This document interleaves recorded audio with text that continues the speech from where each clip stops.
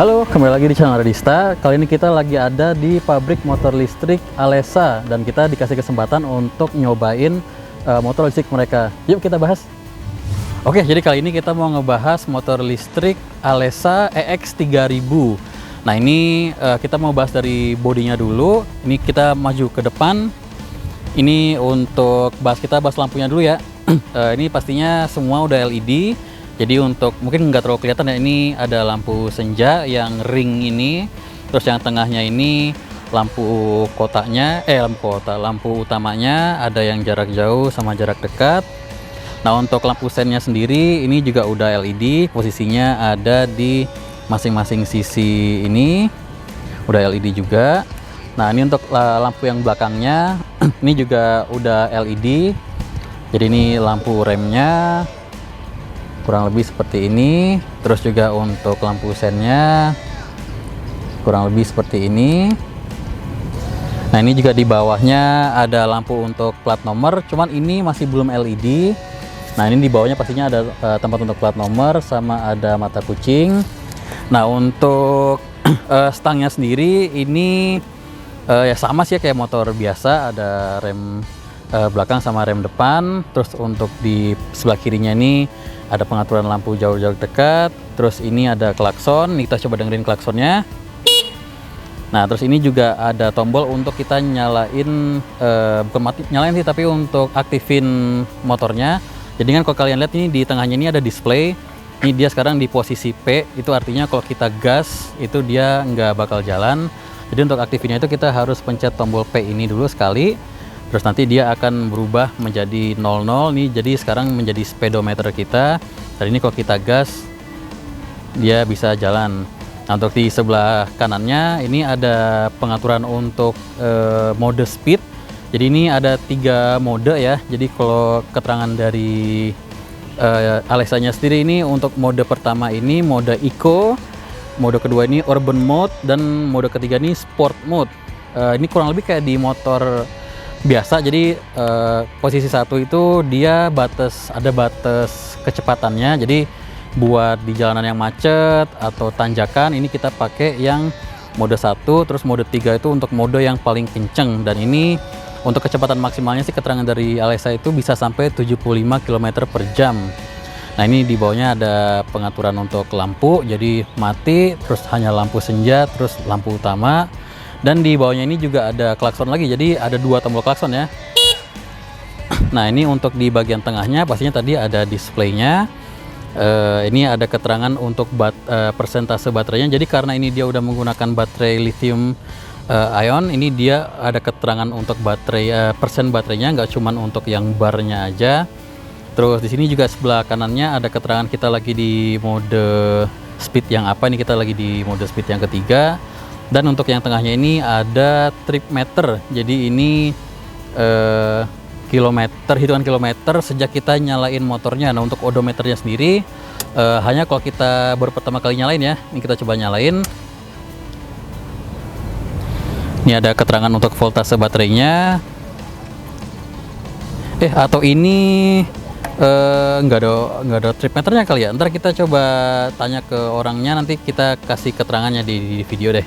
Nah, ini untuk bagian bawahnya ini ada tempat untuk kita colokin charger HP, ada colokan USB-nya, pastinya ada penutupnya juga biar aman dari cipratan air. Dan ini pastinya ada tempat untuk minuman, ini aman untuk Aqua 600 ml. Terus di tengahnya ini ada untuk kita gantung-gantung barang. Terus ini pastinya ada stop kontak untuk kuncinya.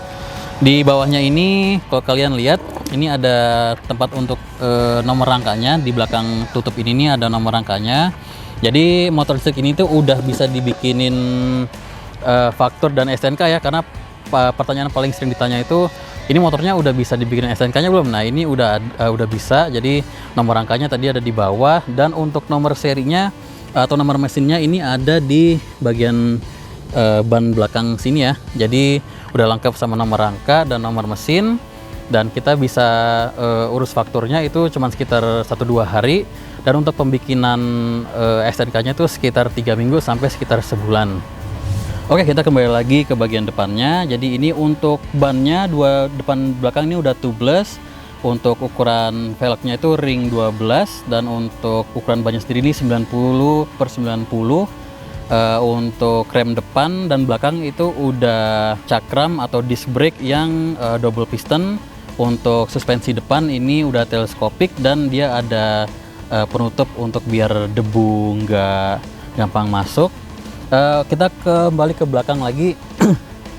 Ini untuk swing armnya ini bukan tutup ya, tapi ini swing arm, jadi bukan cover swing arm, tapi ini swing armnya sendiri. Ini bahannya besi, jadi ini lebih aman. Untuk suspensinya ini ya dual shock breaker. Untuk remnya sama seperti yang depan tadi, double piston cakram.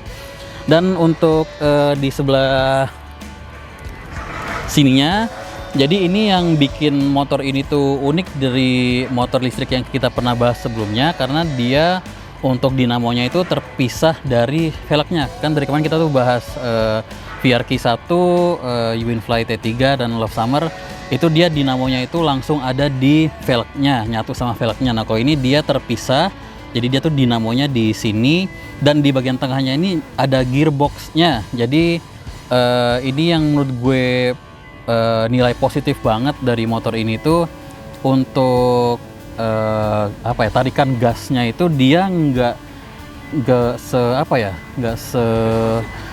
iya, kalau motor listrik yang dari kemarin kita bahas tuh VRQ1 sama T3 dan Love Summer itu dia kalau kita gas dikit tuh langsung maju kayak responsif banget ya. Jadi kalau yang ini tuh dia sama aja kayak motor konvensional biasa, tarikannya itu sama aja. Jadi kalau kalian yang belum pernah nyobain motor listrik, ini sebenarnya sama aja kayak tarikan motornya itu kayak motor biasa aja gitu. Nah, ini cuman dia karena dia ada gearboxnya, dia ada olinya ya. Jadi ini kita harus ganti olinya. Jadi kalau yang dinamonya itu di velg itu dia nggak ada kayak gini. Nah, ini karena ada gearboxnya kita harus ganti olinya. Kalau keterangan dari orang Alessanya sih sekitar per 6 bulan kita harus ganti olinya. Dan ini karena dinamonya dia terpisah dari velg, ini pastinya untuk nyopot bannya kalau misalkan kalian mau ganti ban itu lebih gampang dibanding kalau motor listrik yang dinamonya itu nyatu sama velg. Nah, ini kita ke bagian tengah sini, ini ada footstepnya. Nah, ini footstepnya untuk bukanya itu kita tinggal dorong aja, nanti dia akan ngebuka. Dan untuk ngembalikinnya itu kita tinggal dorong lagi sampai ada bunyi tek. Nah, kalau udah gitu udah masuk. Nah, ini untuk tempat kakinya ini cukup luas juga. Ini pastinya kalau kalian suka belanja bulanan atau beli aqua, ini pastinya nyaman. Dan ini untuk ngecas baterainya sendiri, ini ada posisinya di bawah joknya. Ini ada penutupnya. Untuk bukanya itu kita tinggal dorong aja, nanti dia akan ngebuka dan kita tinggal tarik kayak gini. Jadi ini untuk colokan chargernya kurang lebih ada di sini. Untuk nutupnya kita tinggal dorong aja, kurang lebih seperti ini. Nah, ini di tengahnya kalau kalian perhatiin juga tadi gue lupa bahas, kayak ada tutup ini ternyata kalau gue tanya ke orang Alessanya ini cuman variasi aja. Jadi ini di bawahnya ini nggak ada apa-apanya. Oke, sekarang kita mau lihat untuk apa yang ada di bawah joknya ini. Nah, ini untuk membuka joknya kita langsung dari soketnya, kita tinggal putar ke sebelah kiri dan ini nanti akan buka. Oh ya, sama ini juga pastinya bisa dikunci stang juga ya. Jadi tinggal kita sama kayak motor masukin dorong ke dalam terus geser ke kiri. Oke, kita kembali lagi ke bawah jok. Nah, ini kurang lebih bawah joknya kurang lebih seperti ini. Jadi yang penting sih sebenarnya cuman pertama itu ada MCB. Jadi ini untuk matiin aliran listrik dari baterai ke mesin. Ini kalau kita mau nyalain tinggal kita geser aja. Nah, ini juga di sini ada kayak keterangan merah sama hijaunya gitu ya. Kalau kalian bisa lihat nih. Nah, ini berarti udah on. Nah, ini untuk baterainya sendiri, ini sebenarnya kita bisa copot. Ini gue matiin dulu justru. Jadi sebelum kita copot baterainya, ini kita matiin dulu. Nah, ini kita copot. Oke, jadi ini baterainya seperti ini. Nah, ini untuk dia nyolok ke listriknya itu ada di bagian bawah baterainya. Ini kalau kalian perhatiin, dan kalau kalian dapatin di dalam motornya itu ada kontaknya gitu ya istilahnya ya. Dan ini berarti setahu gue sih nggak ngaruh posisinya kita kayak gimana ya. Misalkan gue coba kayak gini, kita pasang, terus kalau kita angkat, terus kita balik posisinya pun seharusnya bisa nih. Coba.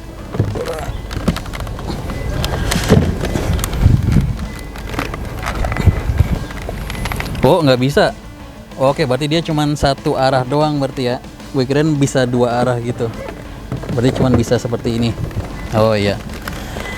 Nah, jadi ini dia paling cuma ada tempat kecil di sini ya kalau misalkan kalian mau naruh barang. Tapi ya kurang lebih bawah joknya seperti itu.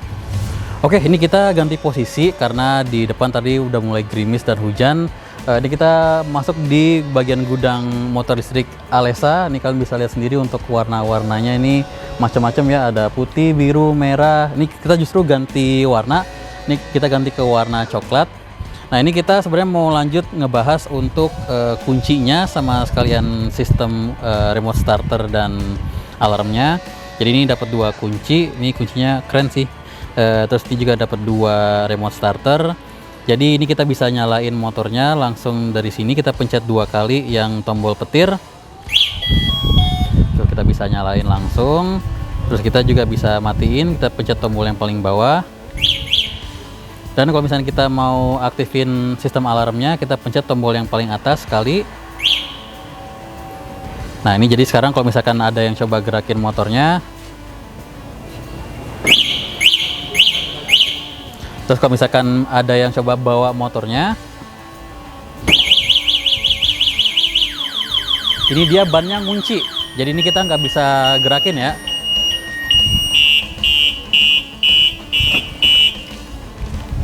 Oke, sekarang gue mau bahas untuk chargernya nih.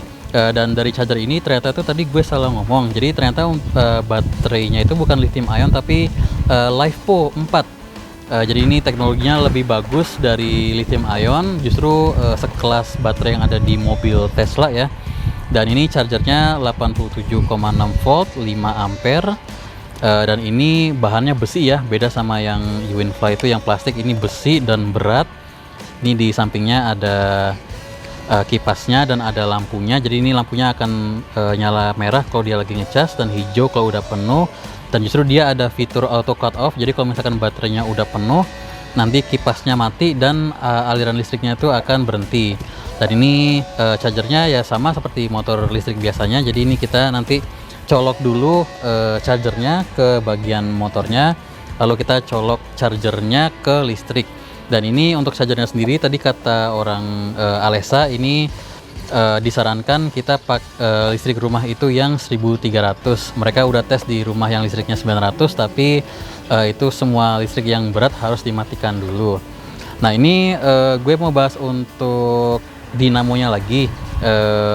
Ini tadi pas gue perhatiin pas kita jalan itu dia ada sedikit suara, dia beda sama yang Uwinfly T3 atau itu yang hampir nggak ada suara. Kalau ini dia agak ada sedikit suara. Nah, ini kita mau kasih contoh untuk hasil suara mesinnya seperti apa. Ini mikrofonnya kita agak deketin ke dinamonya. Ini kita coba gas ya. Sorry, kita nyalain dulu. Oke, kita gas.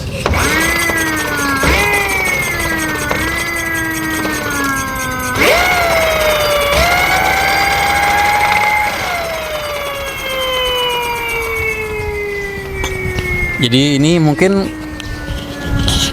karena ada tambahan gearboxnya tadi, jadi emang ada sedikit suara dari dinamonya. Dan ini beda sama yang motor listrik lain yang kita pernah bahas. Kalau kita gerakin itu sebenarnya kayak ada greget-gregetnya gitu, kayak ada greg.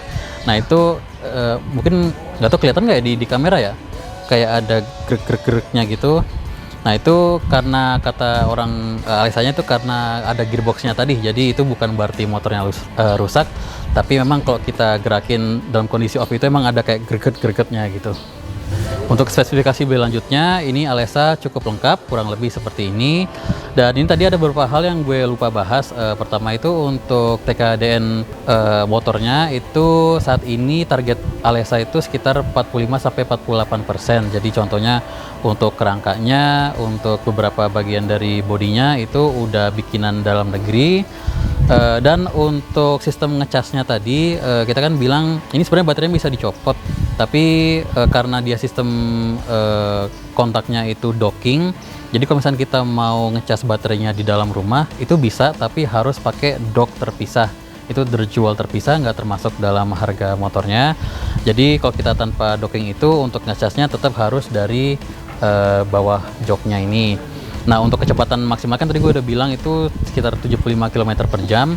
Nah yang gue belum bahas itu untuk jarak tempuhnya. Jadi jarak tempuhnya ini sekitar 70 km, itu dalam kondisi ideal pastinya. Dan untuk daya angkutnya ini bisa sekitar 200 kg. Dan ini kita udah coba tadi 2 orang, total beratnya itu 180 kg dan masih aman.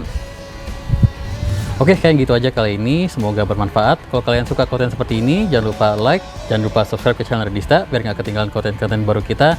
And I'll see you in the next video. Love you.